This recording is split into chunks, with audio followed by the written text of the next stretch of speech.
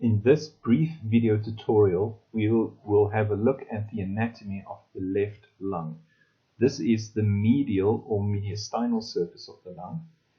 And what we can see is we can see the cardiac impression, which is rather large.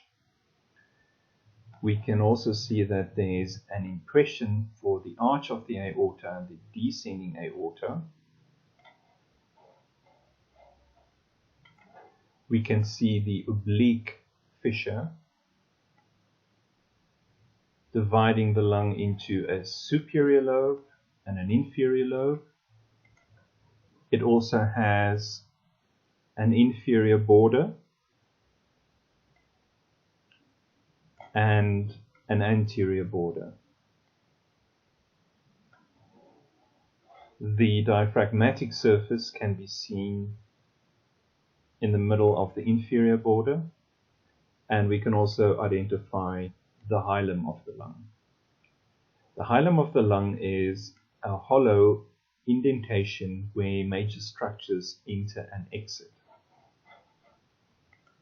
These include the pulmonary artery, we have the pulmonary veins, they carry oxygenated blood back to the heart, and we have the left primary bronchus. The superior lobe of the left lung has a unique anatomical structure known as the linguilla.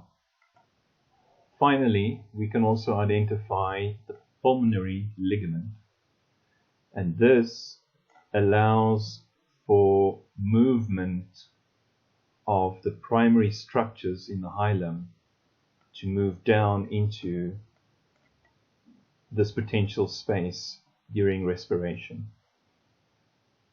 The pulmonary ligament also extends all the way around the hilum. This video was partially sponsored by Dirisana Plus, an EU-funded project.